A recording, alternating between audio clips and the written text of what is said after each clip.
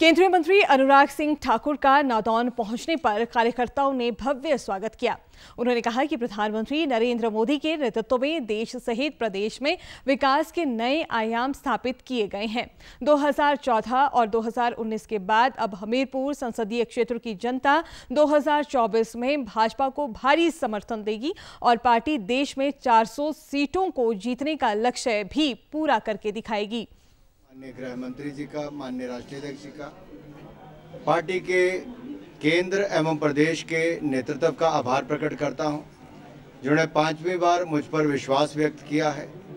मुझे फिर टिकट देकर हमीरपुर लोकसभा क्षेत्र से लड़ने के लिए दावेदारी करने जा रहा हूं। निश्चित तौर पर हिमाचल की जनता भी इंतजार कर रही है कि 2014-2019 में चारों की चारों लोकसभा सीटें जिताई थी, 2024 में भी चारों की चारों सीटें जिताएंगे और 400 पार करके दिखाएंगे।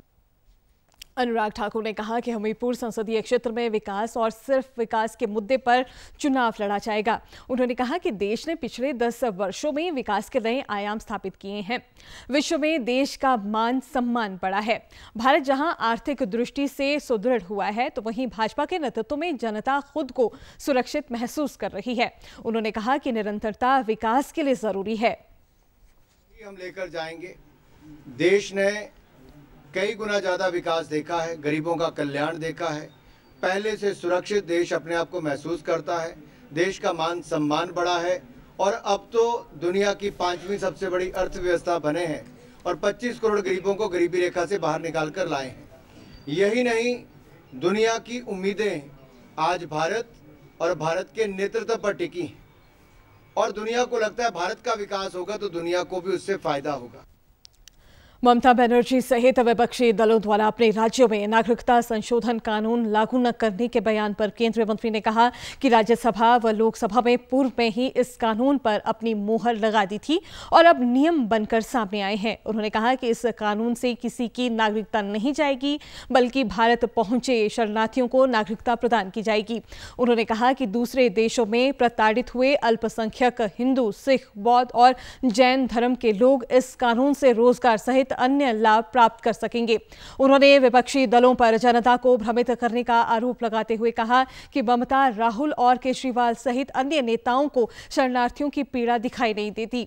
उन्होंने कहा कि पढ़े लिखे होने के बावजूद विपक्ष के नेता लोगों को गुमराह करने के लिए बयानबाजी कर रहे हैं, जो कि निंदनीय है। और ये तो लागू होगा ही। इससे किसी की नागरिकता नहीं जा रही, नागरिकता देने का काम हो रहा है। यानी कि पाकिस्तान, बांग्लादेश या अफगानिस्तान में अगर कोई अल्पसंख्यक उस देश का, यानी कि हिंदू, सिख, ईसाई, बौद्ध, जैन, पारसी, ऐसे किसी के साथ प्रताड़ना होती हो, पीड़ित महसूस करता है, उन सबको अब हिंदुस्तान में आकर अगर उनको जरूरत कभी पड़े तो एक अवसर उनको मिल रहा है कि वो नागरिकता ले सकते हैं। अनुराग ठाकुर ने कहा कि भाजपा ने अपने संकल्प पत्र में 370 को खत्म करना, राम मंदिर निर्माण, 3 तलाक हटाना और नागरिकता संशोधन कानून लागू करने की बात कही थी, जिसे पार्टी ने पूरा किया है। उन्होंने कहा कि विपक्ष केवल मात्र बयानबाजी और लोगों को गुमराह करने का काम करता है। उन्होंने कहा कि नियम बनाने और उस पर चर्चा करने में समय लगा, इसके बाद अब कानून लागू किया गया है।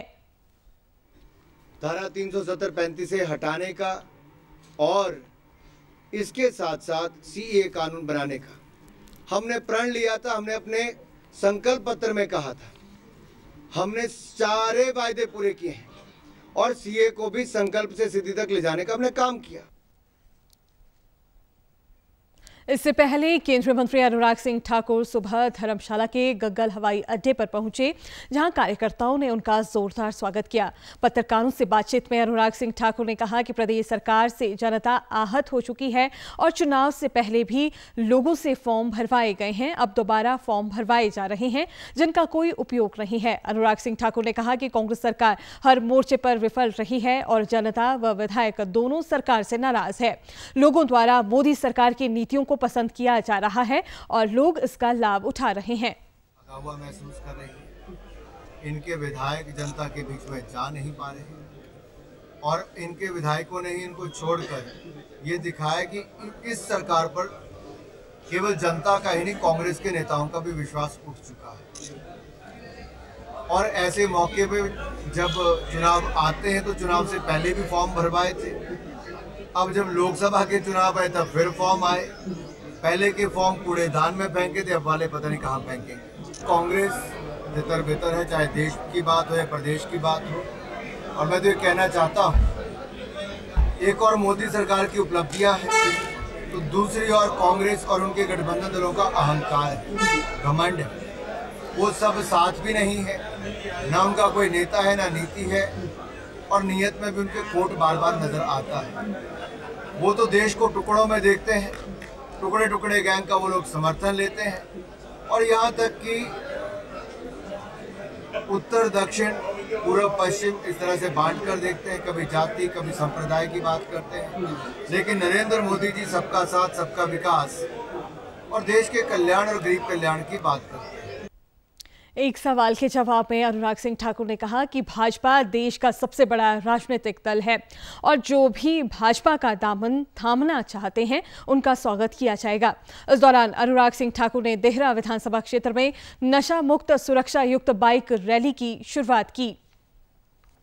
दुनिया का सबसे बड़ा राजनीतिक दल है, जितने भी आएंगे सब समाज आएंगे, और किसी भी कार्यकर्ता का हमारी पार्टी में आने में, विचारधारा मोदी जी के नेतृत्व को अपनाने में कोई, हम तो स्वागत करते हैं। वो हमारे विचार के साथ आगे चलें, देश को बढ़ाने में, बनाने में और विकसित भारत बनाने में अपना योगदान दें, उनका स्वागत है।